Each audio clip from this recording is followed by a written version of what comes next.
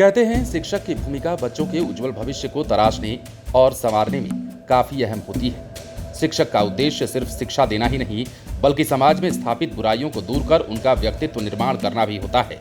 कुछ ऐसा ही मामला गया जिले से सामने आ रहा है, जहां जिले के बोधगया प्रखंड के बकरौर गांव में पिछले 11 सालों से स्थानीय रामजी मांझी महादलित परिवार के बच्चों को निःशुल्क हिंदी, अंग्रेजी और तिब्बती भाषा सिखा रहे हैं। रामजी मांझी महादलित परिवार के बच्चों और अभिभावकों से भीख नहीं मांगने की शर्त पर बच्चों को पढ़ाते हैं। यहाँ पढ़ने वाले कई बच्चे आने से पहले बोधगया के विभिन्न मंदिरों के सामने भीख मांगा करते थे। सन 1991 में महादलित बच्चों को पढ़ाने के लिए इस विद्यालय को खोला गया था।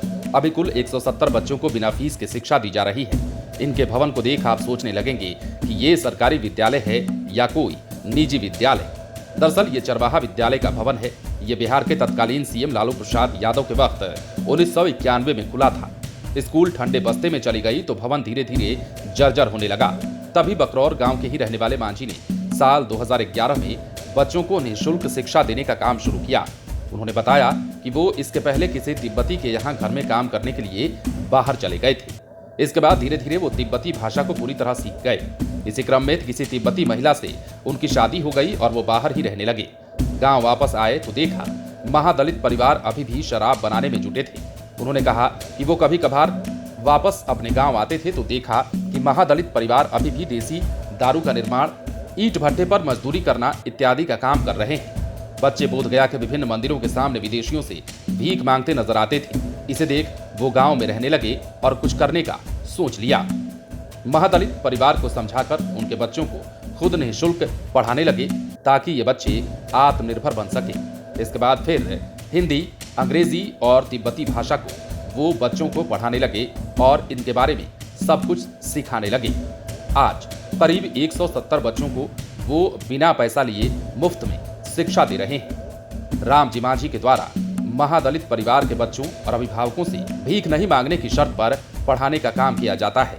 यहाँ पढ़ने वाले कई बच्चे आने से पहले बोधगया के विभिन्न मंदिरों के सामने, जैसा कि हमने आपको इस वीडियो में शुरुआत में ही बताया है, मंदिर के सामने भीख मांगा करते थे।